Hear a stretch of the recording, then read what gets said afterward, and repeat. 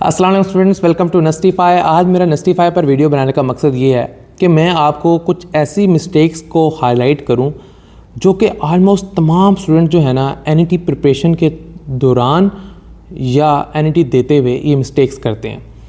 तो ये तमाम स्टूडेंट्स, ये सारी कॉमन मिस्टेक हैं जो तमाम स्टूडेंट्स करते हैं और मैं चाहता हूँ कि आपको इन मिस्टेक्स का पहले ही पता हो। इससे ये होगा कि आपको अगर इन मिस्टेक्स का मैं पहले ही बता दूंगा तो आप मेक श्योर करेंगे कि ये मिस्टेक्स जो हैं आप ना करें। तो let's go to the mistakes. अच्छा, मिस्टेक्स के बारे में आपको पहले बताने से पहले मैं आपको बता दूं कि आज की जो वीडियो है वो स्पॉन्सर्ड बाय नस्टिफाई है। नस्टिफाई एक ऐसा प्लेटफॉर्म है जो नस्ट बिजनेस टेस्ट की तैयारी करवाता है। तो if you want to prepare for NUST business test then Nustify के ऊपर आप डीएम करें और कैसे इनरोल होना है इनके प्रोग्राम के अंदर वो आप पूछ सकते हैं। तो अब हम वीडियो की तरफ चलते हैं। देखें, 5 मिस्टेक जो स्टूडेंट्स करते हैं एनईटी के अंदर, उनमें जो सबसे पहली मिस्टेक आती है वो है एग्जैजुरेट। अब स्टूडेंट क्या करते हैं? देखें, स्टूडेंट ये करते हैं कि वो एनईटी को बहुत ज़्यादा एग्जैजुरेट कर लेते हैं। उनको लगता है कि भाई एनईटी तो बहुत मुश्किल होने वाला है। क्यों? क्योंकि एनईटी जो है वो पाकिस्तान की सबसे नंबर 1 यूनिवर्सिटी लेने वाली है। इसके अंदर जो है इनका टेस्ट बहुत मुश्किल होगा, इसमें एडमिशन हमें नहीं मिलने वाला। तो इस तरह बड़े परेशान होते रहते हैं और ना टेस्ट को बहुत मुश्किल समझने लग जाते हैं। इससे क्या होता है? इससे ये होता है कि वो जो उनकी फ़ाइट करने की एफ़र्ट होती है, जो एफ़र्ट वो पुट करने वाले होते हैं, वो ना उससे पीछे हटने लग जाते हैं। उनको फील होता है कि यार ये हमसे होगा ही नहीं। तो उससे क्या होता है, ओवरऑल एनईटी तो उन्होंने देना ही होता है, लेकिन उससे क्या होता है कि उनकी ओवरऑल प्रैक्टिस अफेक्ट होती है। तो आपने क्या करना है, आपने सबसे पहले इस चीज़ को ध्यान में रखना है कि आपने एनईटी को एग्जैजुरेट नहीं करना। ये नहीं समझना कि आप एनईटी क्लियर नहीं कर सकते, क्योंकि आपको पता है कि नस्ट में हर साल हज़ारों बच्चों का एडमिशन होता है और आप सिर्फ एक स्टूडेंट हैं। आपको सिर्फ एक सीट चाहिए, आपने उस एक सीट के लिए लड़ना है। तो आप उस एक सीट को जहन में रख के चलिए कि मुझे सिर्फ एक सीट चाहिए और उसके लिए आप मेहनत करें। ठीक है, आपको नहीं फ़र्क पड़ता कि बाकी सीट्स कहाँ जानी है, आपने सिर्फ एक सीट आपको चाहिए और हज़ारों बच्चों का एडमिशन हो रहा है। तो आपने उस एक सीट पर फोकस करना है। ठीक है। अच्छा, सबसे पहली चीज़ है कि स्टूडेंट्स एग्जैजुरेट कर लेते हैं। अच्छा, सेकंड चीज़ बिल्कुल ऑपोजिट है।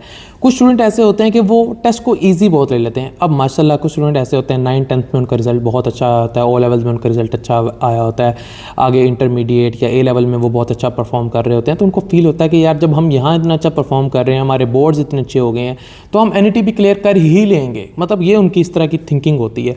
और फिर क्या होता है कि वो जब एनईटी देने आते हैं तो फिर रिज़ल्ट उनके एक्सपेक्टेशंस के मुताबिक नहीं आता। तो एनईटी को इजी भी नहीं लेना। एनईटी की प्रिपरेशन करनी है, दिल लगा के करनी है और अच्छे से प्रिपरेशन करनी है। कोई भी चीज़ हो ज़िंदगी की, उसके लिए ज़रूरी है कि आप उसके बारे में प्रिपेयर करें और उसके लिए तैयार होकर जाएँ। ठीक है। तो आपने दूसरी चीज़ क्या ज़हन में रखनी है कि आपने लाइटली भी नहीं लेना, एग्जैजुरेट नहीं करना, लेकिन इसको लाइटली भी नहीं लेना और आपने इसकी जो है ना प्रिपरेशन करनी है, प्रैक्टिस करनी है। तीसरी चीज़ आती है डे ड्रीमिंग। अब डे ड्रीमिंग जो है ना बहुत बड़ा आलमी है। बच्चे क्या होते हैं, अभी नस्ट में एडमिशन मिला नहीं, एनईटी अभी दूर है, एनईटी की प्रैक्टिस करनी है, तैयारी करनी है, सोच रहे हैं भाई कि नस्ट जाएंगे, उसके अंदर वहाँ जगह घूमेंगे, कुछ जगह व्लॉग्स देखे होते हैं, स्पोर्ट्स कम्प्लेक्स में जाएंगे, स्विमिंग वगैरह करेंगे और जो है जिम वगैरह ज्वाइन कर लेंगे जाके। तो मैंने तो ये करना है यार, मैं तो फ़लाँ चीज़ ज़रूर करूँगा, माशाल्लाह इतनी बड़ी यूनिवर्सिटी है, मैंने तो पूरी घूमनी है, मैं ट्रैकिंग ट्रेल वगैरह के ऊपर जाया करूँगा। मतलब नीचे MCQ पड़े हुए हैं, वो देख रहे हैं आपकी शक्ल के, भाई प्रैक्टिस कर लो। और आज जो है डे ड्रीमिंग कर रहे हैं कि भाई मैं नस्ट में पहुंचा हुआ हूँ और मैं ये सब कुछ कर रहा हूँ। ठीक है। तो ये नहीं करना, डे ड्रीमिंग नहीं करनी। अच्छा, ये सिर्फ ऐसा नहीं है कि प्रैक्टिस करते हुए होती है।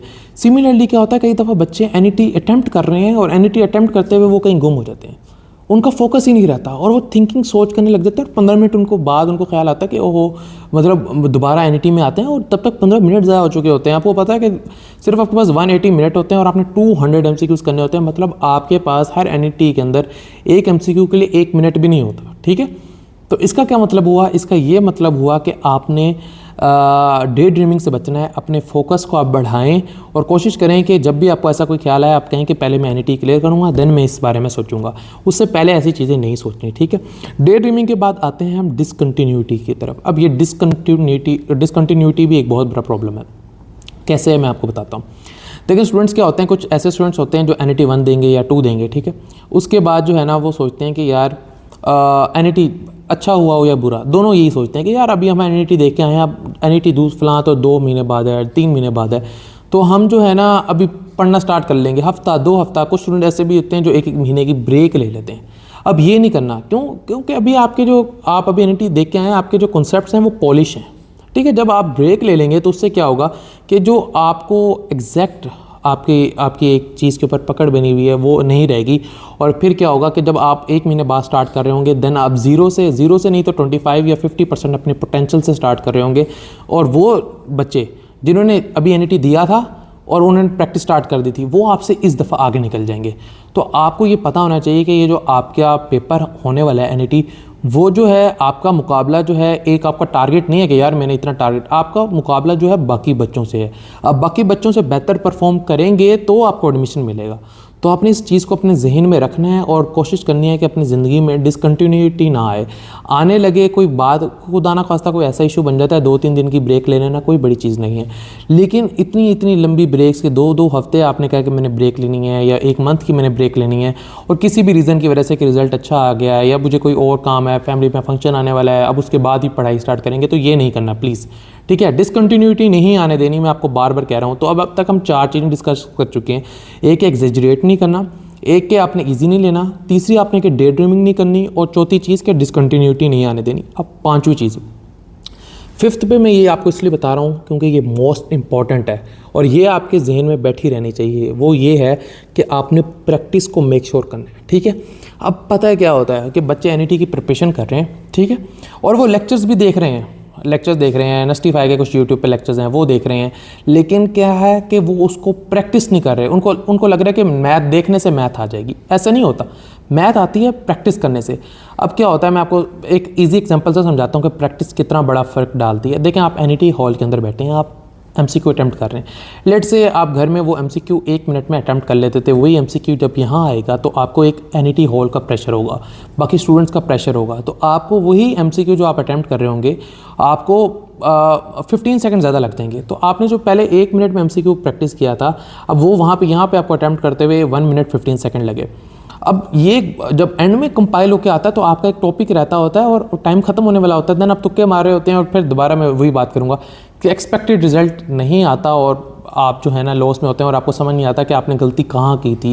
यहीं आपने गलती की थी। मैं आपको बताता हूँ कि लेट्स से कि आप एक एमसीक्यू 1 मिनट में करते थे, आपने उसकी इतनी प्रैक्टिस की कि अब वही एमसीक्यू आप 45 सेकंड्स में कर रहे हैं, और एनईटी वाला प्रेशर ऐड हो भी जाए तो आपने 45 + 15 60 सेकंड्स हो गए, 1 मिनट में फिर भी वो एमसीक्यू कर लिया। तो इसका क्या मतलब हुआ है कि अब एनईटी का प्रेशर जो है आपको फील नहीं हुआ। क्यों नहीं फील हुआ? आपकी स्पीड की वजह से। तो ये समझना ज़रूरी है कि speed is inversely proportional to time pressure. ठीक है, तो स्पीड इन्वर्सली प्रोपोर्शनल है प्रेशर के। अगर आपके पास स्पीड कम है तो प्रेशर बढ़ता जाएगा आपके ऊपर। ठीक है, टाइम पे चीज़ें पूरी नहीं हो रही होंगी, जहन जो है आप जो है ना आपको बहुत मसला होगा एनईटी के दौरान अगर आपकी स्पीड इनफ नहीं है। और अगर आपकी स्पीड ज़्यादा है तो आपका पेपर आराम से हो रहा होगा, जल्दी हो रहा होगा, आपको प्रेशर जो थोड़ा बहुत होना चाहिए था वो भी नहीं होगा, आपको फील ही नहीं हो रहा होगा। तो आपने क्या वर्क करना है? आपने प्रैक्टिस पे वर्क करना है। Practice practice and practice. अगर आप इन 5 गलतियों को नहीं करते एनईटी के दौरान, जब आप एनईटी की प्रिपरेशन कर रहे हैं, then I can guarantee you कि आप जो हैं अच्छे से अगर तैयारी करते हैं 150+ स्कोर कर सकते हैं। तो ये 5 गलतियां आपने एनईटी के दौरान नहीं करनी। तब तक के लिए मुझे इजाज़त दें। जज़ाकल्लाह, अल्लाह हाफिज़। फिर मिलते हैं एक और वीडियो में।